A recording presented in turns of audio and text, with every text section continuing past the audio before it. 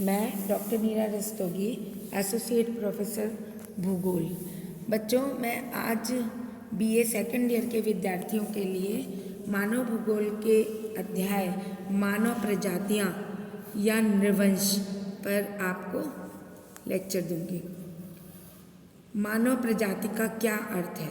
मानव प्रजाति, जिसको हम रेस कहते हैं, एक जैविक विचार है। इसका अभिप्राय उस मानव वर्ग से है जो वंशानुक्रम के द्वारा शारीरिक लक्षणों में समानता रखता हो, अर्थात यह एक नस्ल या जन्मजात संबंधों का मानव वर्ग हो। मानव प्रजाति के कई वर्ग हैं जिनमें भिन्नता का आधार शारीरिक बनावट के लक्षण होते हैं। यहाँ पर मानव प्रजाति का अर्थ किसी सामाजिक वर्ग या सांस्कृतिक वर्ग से नहीं है, वरन प्राकृतिक नस्ल से है। किसी भी मानव प्रजाति के शारीरिक लक्षण वंशानुक्रम तथा द्वारा पीढ़ी दर पीढ़ी आगे भविष्य में जारी रहते हैं। ग्रिफिथ टेलर ने मानव प्रजाति को परिभाषित करते हुए कहा है कि मानव प्रजाति नस्ल को प्रकट करती है, न कि सभ्यता को। Race denotes breed, not culture. Blache ने मानव प्रजाति की निम्न प्रकार से व्याख्या की है: we understand race to mean classification based on somatic characteristics affecting either the morphology or physiology of the human body। अर्थात मानव प्रजाति का वर्गीकरण मानव की आकृति और शारीरिक लक्षणों के आधार पर होता है। क्रोबर ने मानव प्रजाति के व्याख्या करते हुए बताया कि वह एक जैविक संकल्पना है, न कि सामाजिक और सांस्कृतिक। प्रजाति के लक्षण और वंशज गुण पीढ़ी दर पीढ़ी आनुवांशिकता के द्वारा संक्रमण करते रहते हैं। A race is a valid biological concept. It is a group united by heredity, a breed or genetic strain or subspecies. It is not a valid sociocultural concept.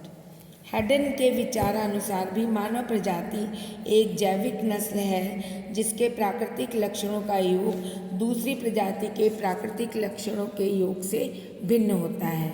ये प्राकृतिक लक्षण पीढ़ी दर पीढ़ी वैसे ही संक्रमित होते रहते हैं।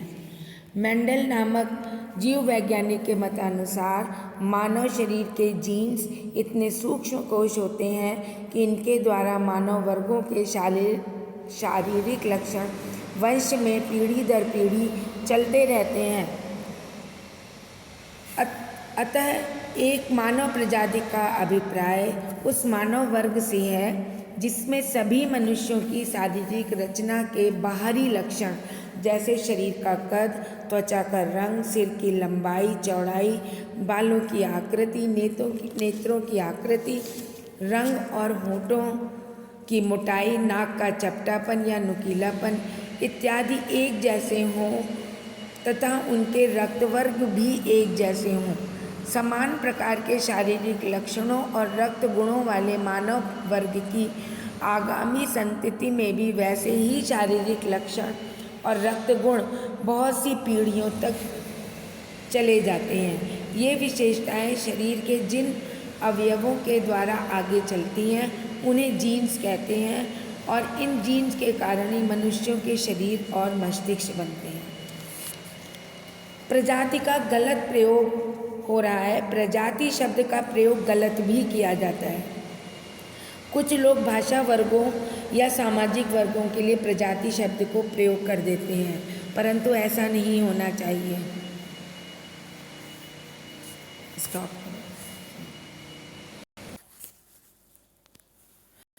इस शब्द का प्रयोग भाषाओं के वर्गीकरण में भूल से किया जाता है। जैसे कुछ लोग कहते हैं बंगाली प्रजाति, गुजराती प्रजाति, लैटिन प्रजाति, आर्य प्रजाति, द्रविड़ प्रजाति इत्यादि। ऐसा कहना गलत है। कभी कभी किसी राष्ट्र की जनता के लिए भी प्रजाति शब्द का प्रयोग भूलवश किया जाता है, जैसे ब्रिटिश प्रजाति, फ्रांसीसी प्रजाति आदि। धार्मिक वर्गों या सांस्कृतिक वर्गों के लिए भी जाति या प्रजाति शब्द का प्रयोग करना गलत है। उदाहरण के लिए हिंदू जाति या प्रजाति, मुस्लिम जाति, यहूदी जाति आदि कहना गलत है।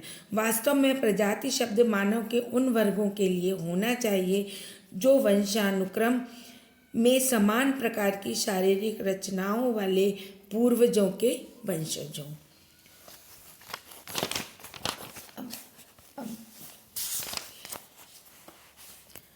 मानव प्रजाति के विकास के कारण।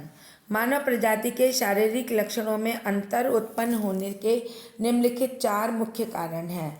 जलवायु के परिवर्तन, ग्रंथि रस के द्वारा परिवर्तन, छांट और जैविक परिवर्तन, प्रवास तथा प्रजातियों के मिश्रण द्वारा परिवर्तन।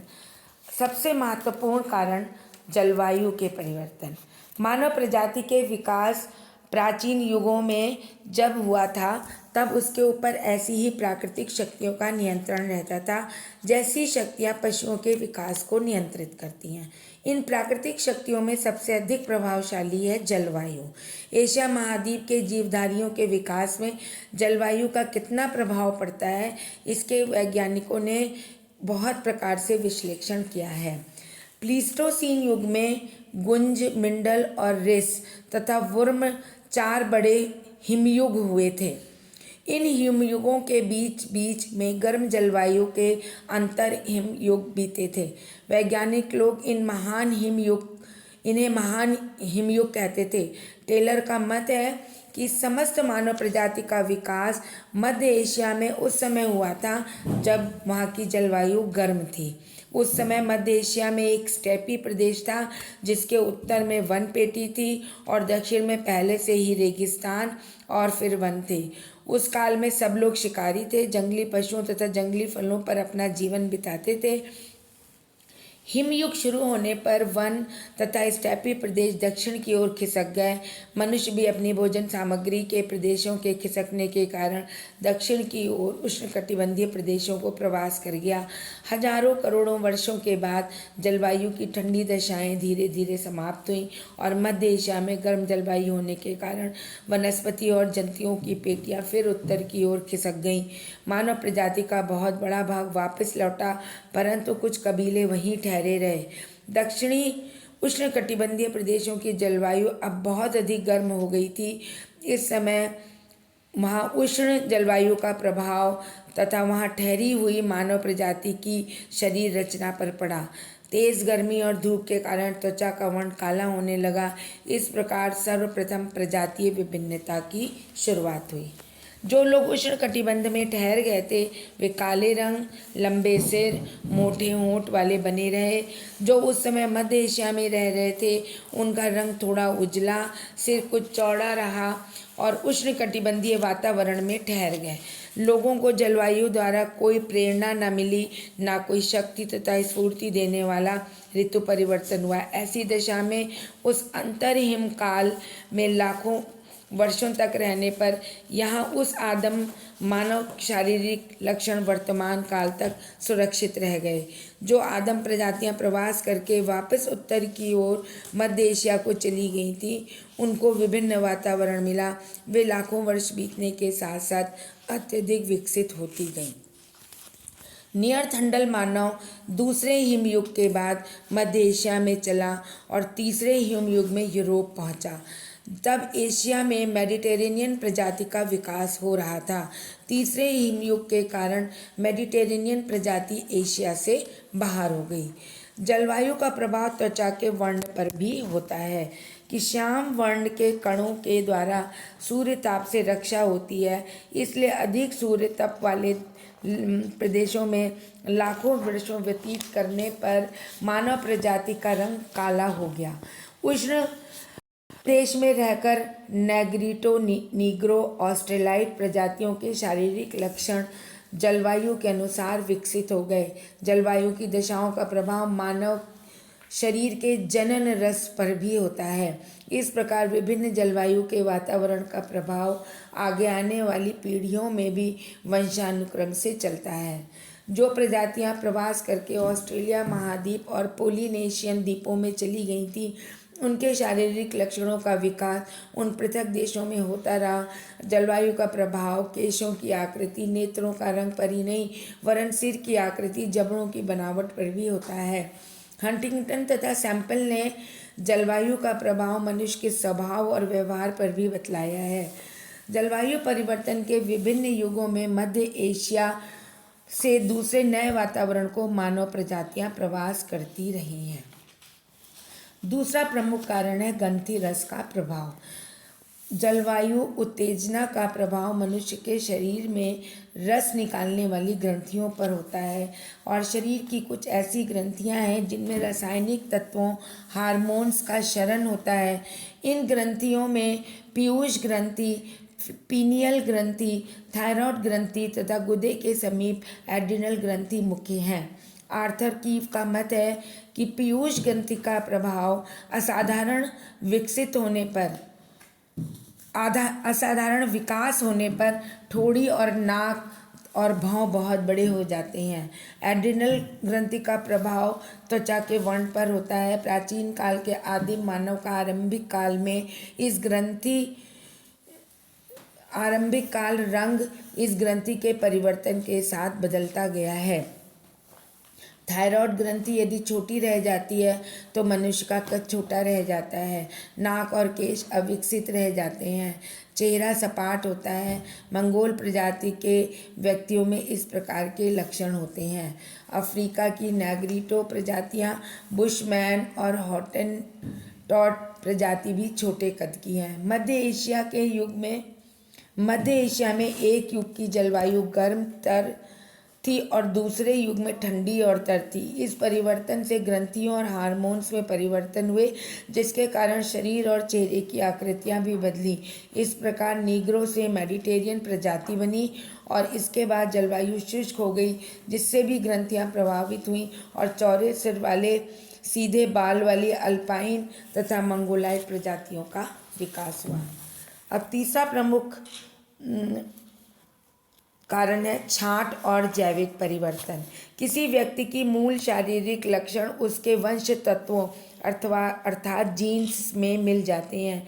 ये आगे की पीढ़ियों में जारी रहते हैं, परंतु यह नहीं सोच लेना चाहिए कि जो शारीरिक लक्षण सबसे आरंभिक काल के मानव के थे वे बिना किसी परिवर्तन के अब भी मौजूद हैं। वास्तव में प्रत्येक मानव वर्ग के लक्षण प्राकृतिक छांट के द्वारा बदलते रहते हैं।